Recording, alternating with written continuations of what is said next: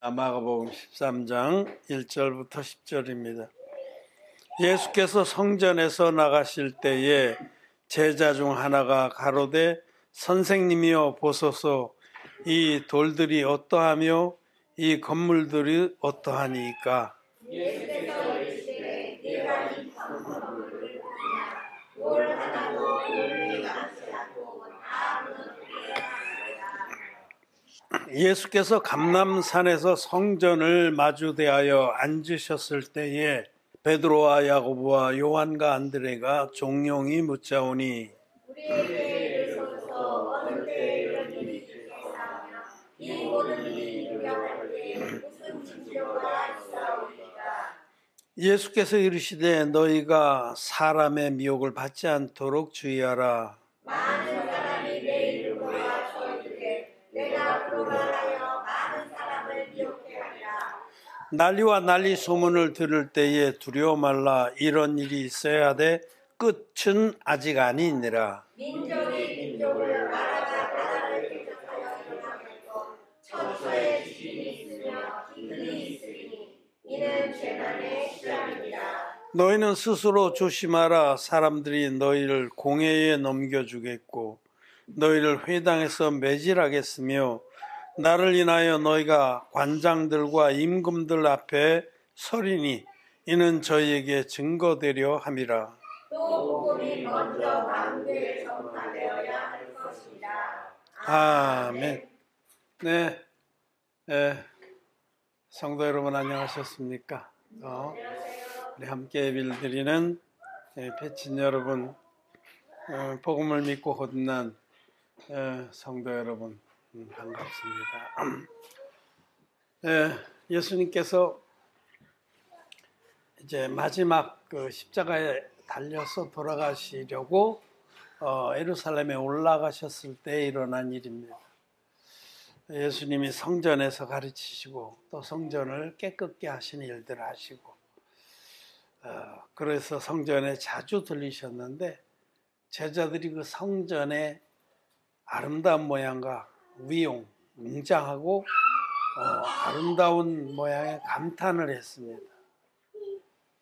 마음을 빼앗겼습니다. 그러자 예수님께서는 그 빼앗긴 마음을 향해서 건물의 규모나 아름다움에 마음을 빼앗긴 제자들 향해서 이 성전은 무너질 것이다. 돌 하나도 돌 위에 남지 아니하고 다 무너진다. 이렇게 말씀합니다. 제자들은 충격을 받았습니다. 아니 이렇게 웅장하고 큰 돌들로 지어졌는데 이게 무너진다고 믿기지 않았죠. 그래서 이제 그 후에 성전이 잘 보이는 올리브 동산, 올리브산, 마운틴 올리브 거기에 올라가셨는데 거기서 성전이 잘 내려다 보이거든요. 제자들은 예수님 말씀을 믿을 수가 없었습니다. 저렇게 화려하고 웅장한 건물이 무너지다니. 그래서 조용히 나와서 베드로와 야고보와 안드레와 요한 이 네 제자만 있었던 것 같아요. 나와서 언제 그런 일이 있겠습니까? 못 믿겠다는 거죠. 그런 일이 일어나겠느냐 그런 겁니다. 그러자 예수님은 이제 제자들의 질문을 계기로 해서 마지막 때에 관한 말씀을 해주십니다. 저런 성전이 무너지는 정도가 아니라 이 세계가 완전히 무너져 내린다. 그리고 이 세계가 다 무너져 내리고 끝이 온다라는 말씀을 하셨습니다. 우리가 요즘에 계시록 말씀을 나누는 거 있는데 그 말씀의 내용처럼 먼저 재난의 시대가 있습니다. 이 세계가 자연으로부터 오는 재난 지금 점점 극심해지고 있어요. 오늘 아침에 제가 인터넷 그 뉴스를 보니까 독일에서 큰 토네이도가 일어났다고 합니다. 유럽에는 토네이도가 잘 안 일어나요. 그 땅의 구조라든지 토네이도가 일어나면 주로 미국에서 일어나요. 네. 미국은 토네이도가 참 많이 일어나서 그 토네이도가 대형 토네이도가 일어나는 빈도도 점점 많아지고 규모도 커지고 그러고 있습니다. 그런데 독일에서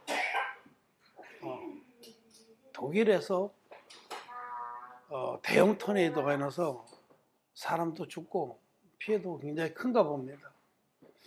이게 점점 소식들이 이전에 없던 사상 초유, 무슨 사상 최대 이런 말들이 계속 반복적으로 나오죠.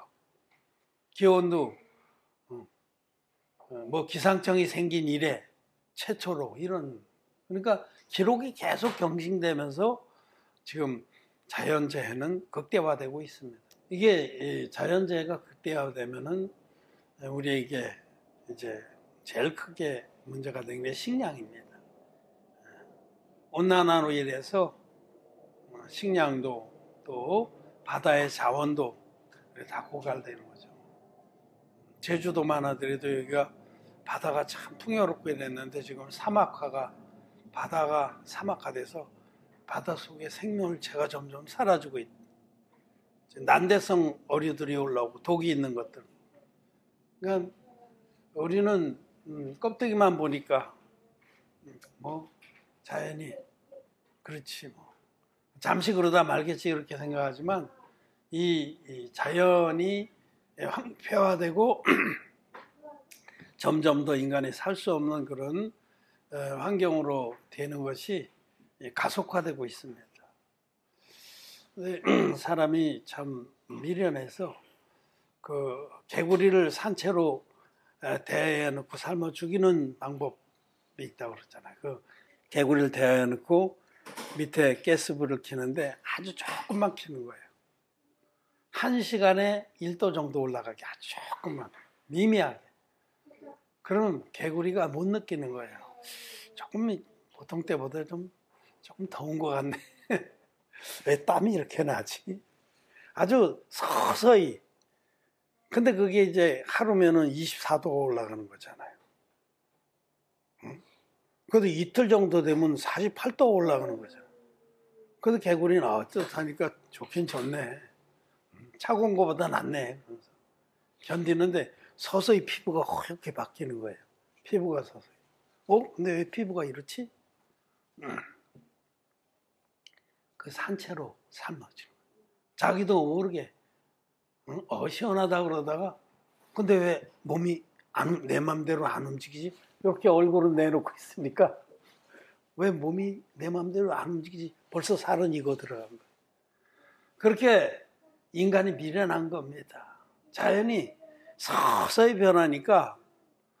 근데 사실은 과학적으로 자료를 보면 서서히가 아니거든요.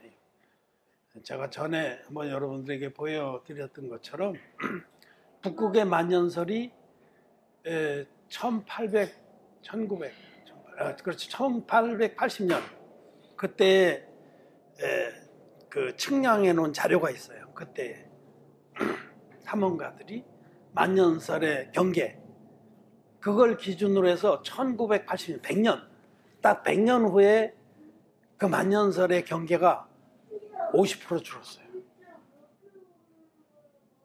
그리고 그 이후에 또 그때 1980년대보다 현재는 40%가 또 더 줄었어요. 그래서 옛날에 비하면 옛날에 만년설이 지속적으로 있었던 데 비하면 20, 30%밖에 안 남은 겁니다.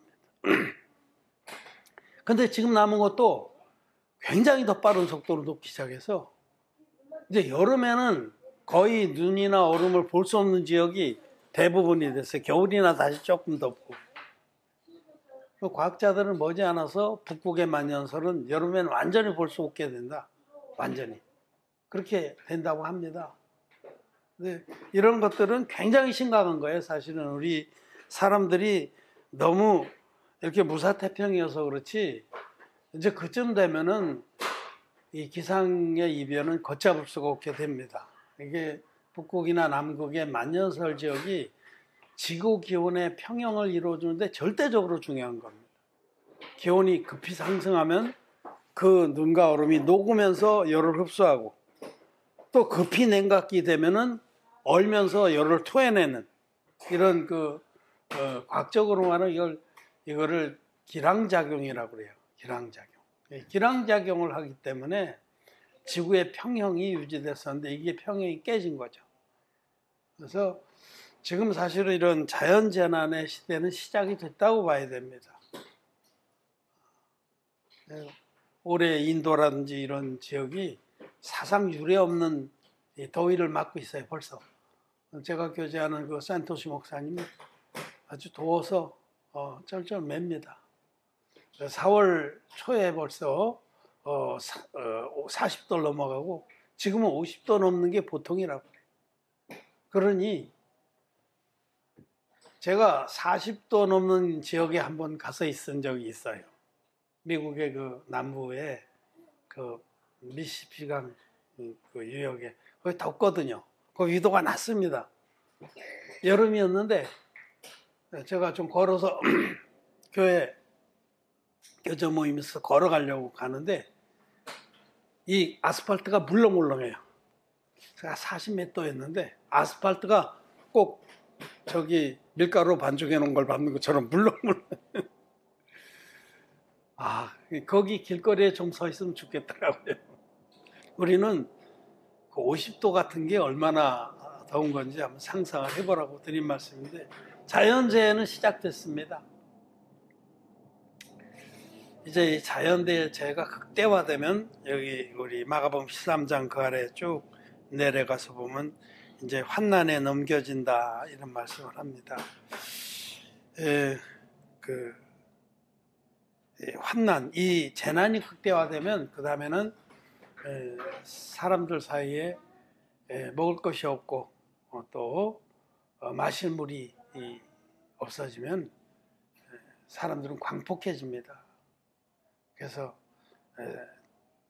빼앗고 죽이고 강간하고 약탈하고 이런 무법천지가 되고 그때의 그런 혼란한 극도의 무정부 상태를 틈타서 그런 무정부 상태의 그런 위기를 이용해서 우리 속담에 난세에 영웅 난다고 그러잖아요. 난세. 그 말 그대로 난세 그런 굉장한 혼란한 시기에 바다에서 나온 짐승이 등장해서 세계를 장악할 겁니다. 계시록 말씀 그대로.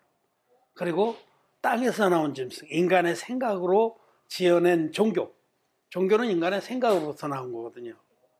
인과응보의 원리에서 나온 게 종교입니다. 착하게 살면 복을 받는다.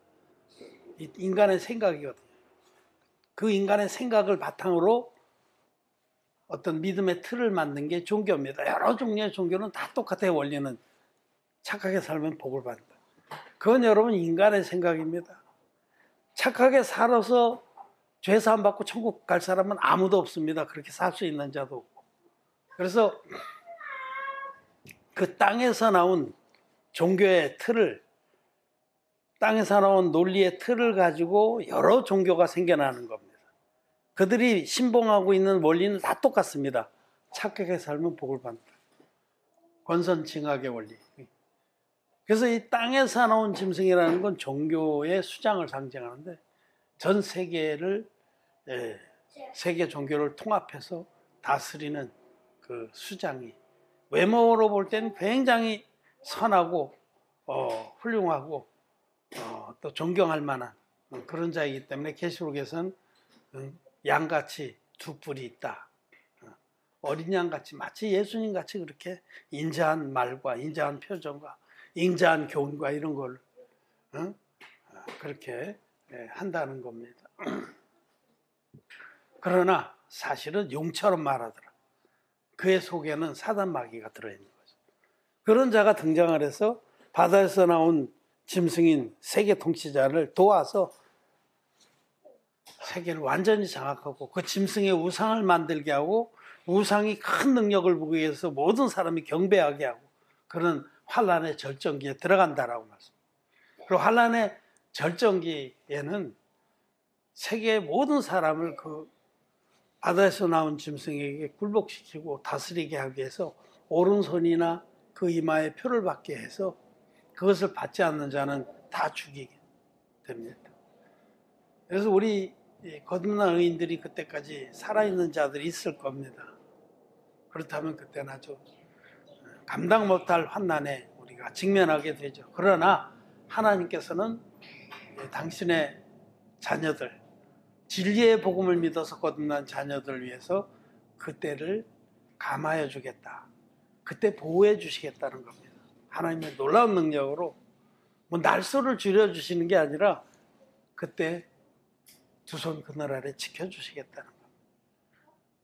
그러고 나서 이제 그 환난의 절정기에 도저히 의인들이라도 견디기 어려운 그때 우리 주님께서 이제는 끝 하고 7번째 나팔을 천사로 하여금 불게 하십니다.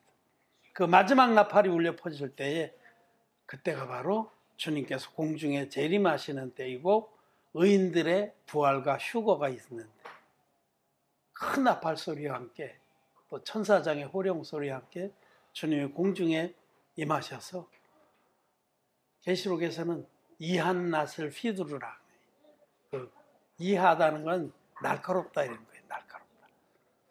날카로운 낫, 큰 낫을 휘둘러서 먼저 의인들을 추수합니다.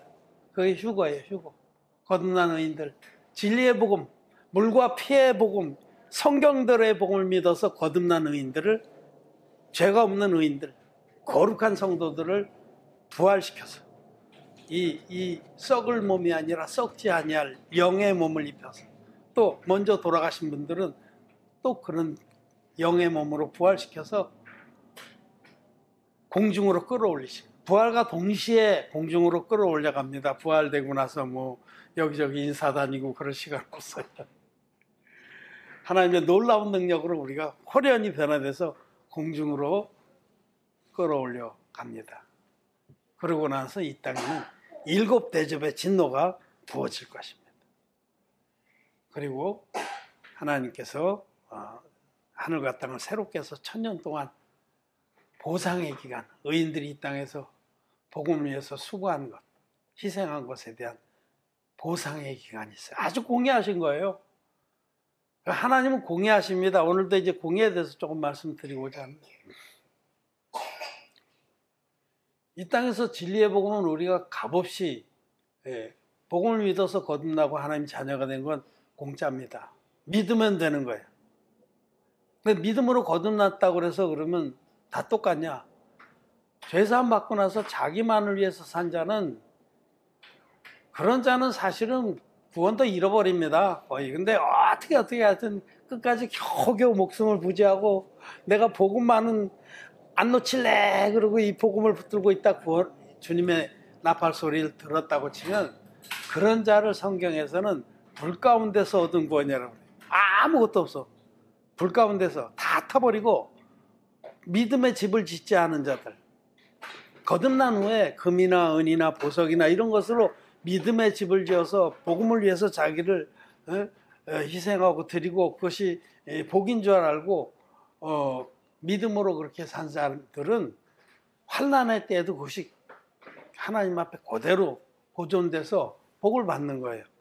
천년왕국 동안 보상을 받습니다. 그런데 거듭난 후에 여전히 자기 육체만 나쁜만 알고 있는 나쁜 놈들, 나쁜 년들, 나쁜 거는 자기뿐 생각 안 하는 그런 자들은 어떻게 구원을 받는다고 해도 그걸 불 가운데서 얻은 구원이라 아무것도 없는 거예요. 그래서 천년왕국 동안 믿음으로 산 성도들은 10국을 다스리는 권세, 5국을 다스리는 권세 그렇게 1000년 동안 보상을 받는데 거기 여기저기 빌붙어 다니면서 어떻게 하룻밤 좀 묵고 갈 수 없을까?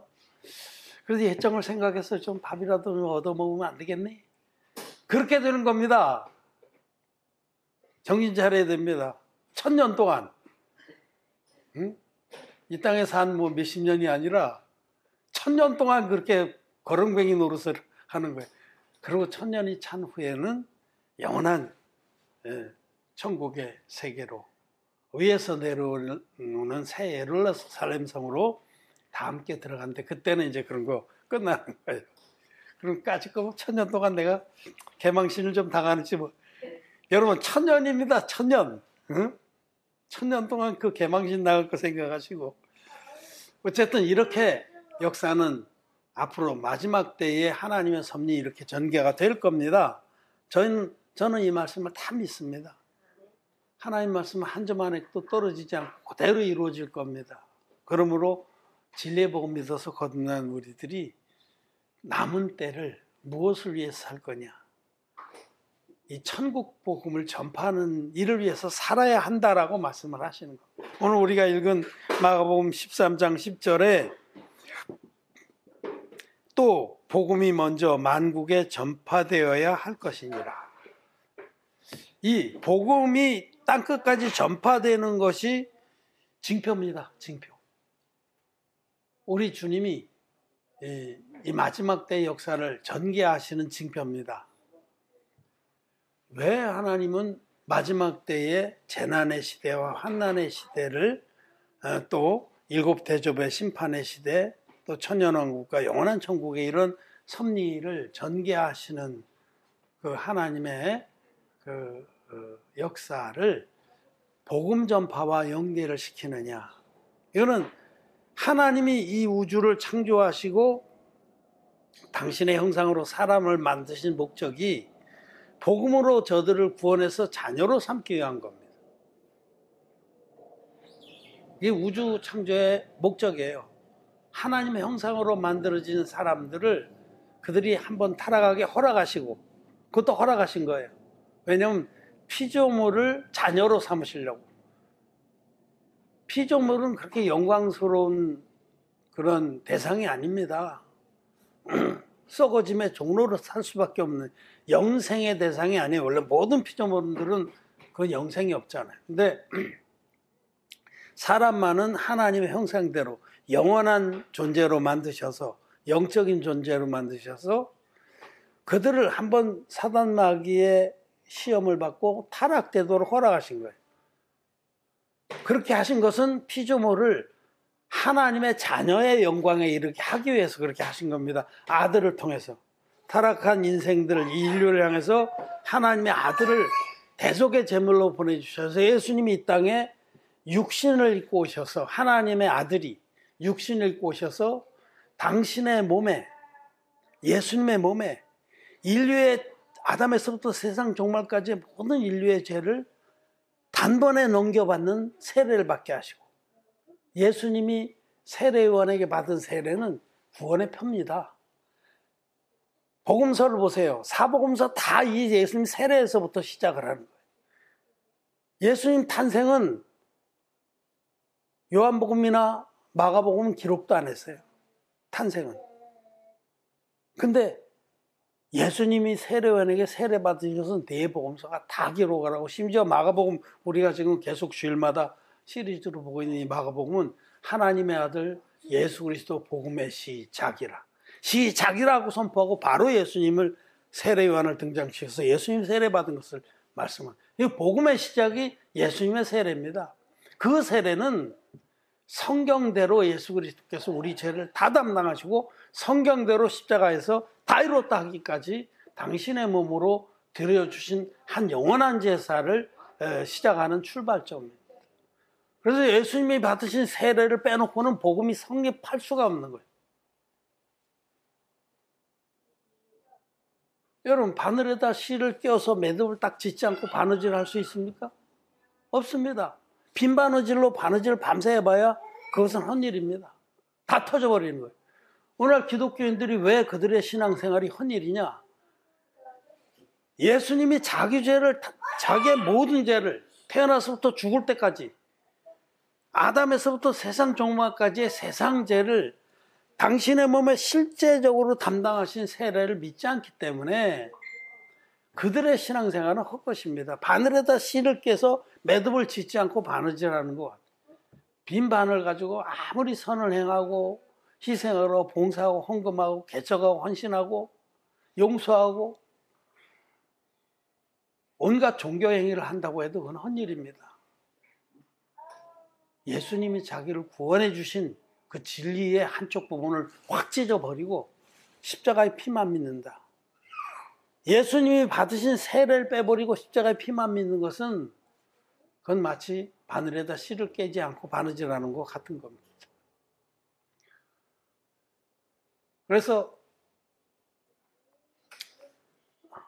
이 복음은 여기 오늘 말씀에 또 복음이 먼저 만국에 전파되어야 할 것이라, 여기 복음이라고 말씀하는 것은 지금 기독교인들이 믿고 있는 복음이 아닙니다. 그건 다른 복음입니다. 여기 복음은 천국 복음입니다. 천국 복음. 믿으면은 죄 사함을 받아서 의인 돼서 천국에 들어가게 하는 복음. 그것만이 복음입니다. 아무리 믿어도 죄가 그대로 남아있는 복음은 지옥 복음입니다. 죄가 있으면 지옥 갑니다. 죄의 삭은 사망입니다. 근데 성경은 천국 복음이라고 말해요.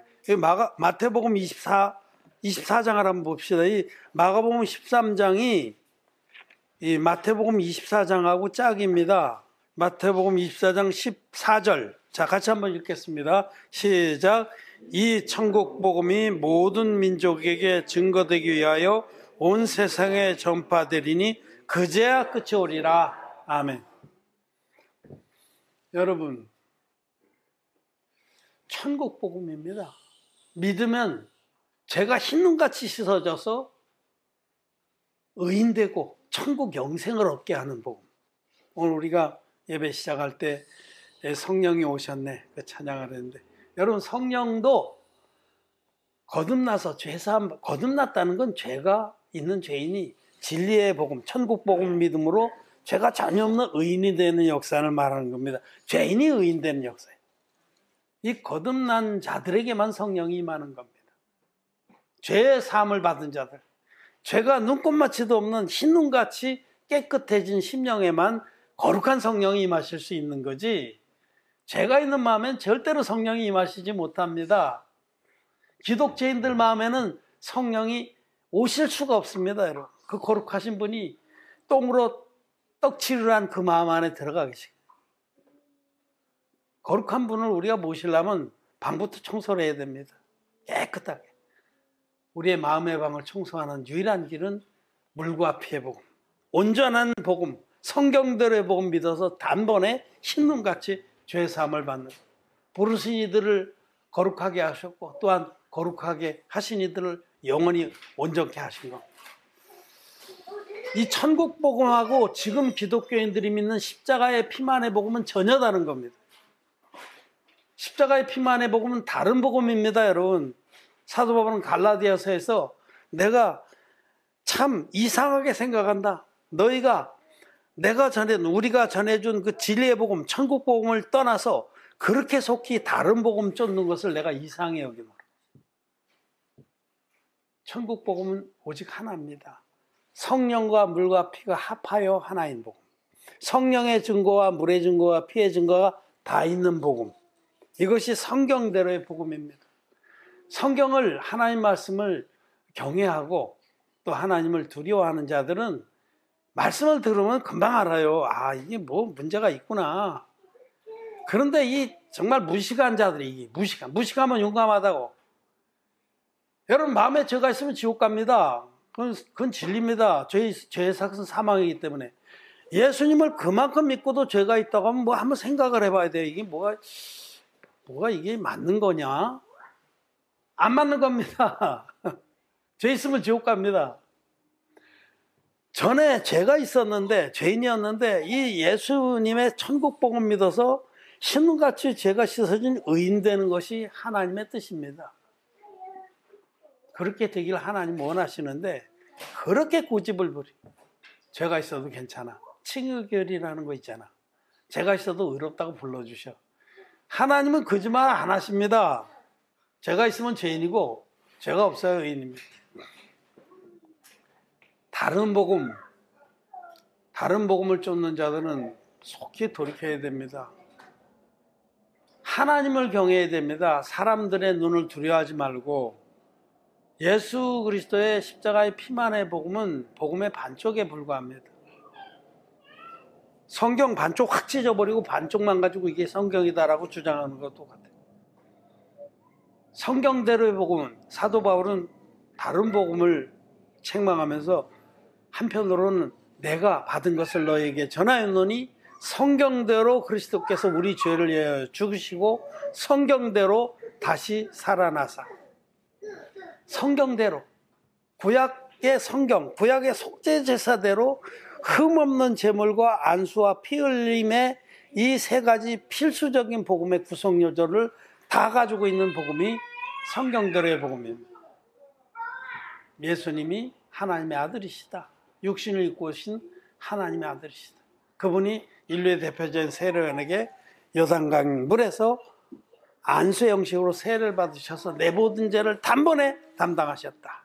그리고 그 예수님이 십자가로 지고 가셔서 다 이뤘다 하기까지 보혈로서 그 죄값을 다 지불해 주셨다. 이 성령의 증거와 물의 증거와 피의 증거를 다 가지고 있는 복음만이 온전한 복음이고 원형의 복음입니다.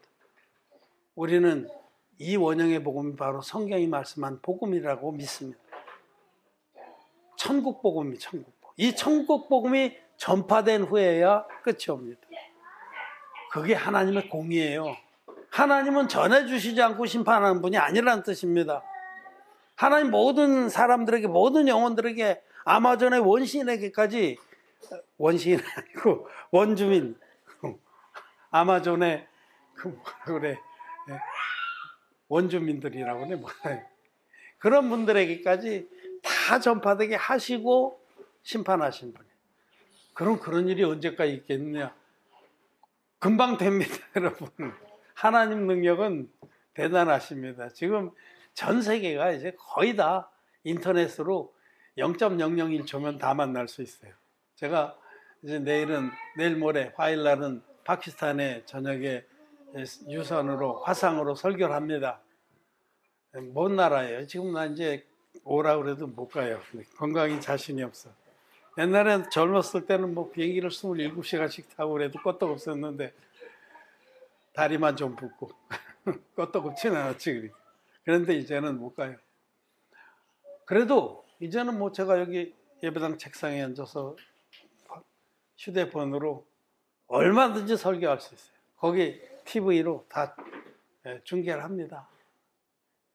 또 1대1로 제자들 양육하는 것도 얼마든지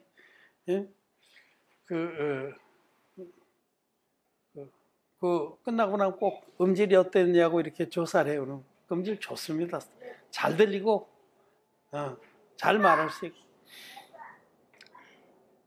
땅끝까지 복음을 쉽게 전할 수 있는 시대가 됐습니다. 이제 물론 이제 아직 제한적이긴 해도 전 세계에서 일꾼들이 일어나기만 하면 자기 나라는 다 그들이 전할 겁니다. 우리 사우드 목사님이 얼마나 전하고 다녀요.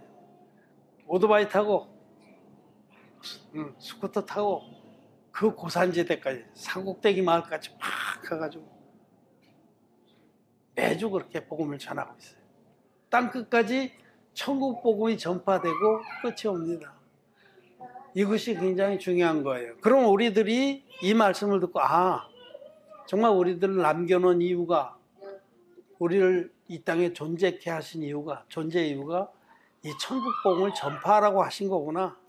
이것이 전파되어야 주님은 우리에게 영광의 그런 마지막 때들을 맞게 하시는구나 라는 것을 알게 되는 겁니다. 천국 복음이 땅끝까지 전파되어야 끝이 옵니다.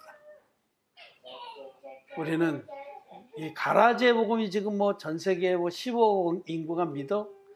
그건 다 꽝입니다. 그들도 복음을 전해야 할 대상이에요. 가라지입니다, 가라지. 예수님께서 원수가 이렇게 했구나.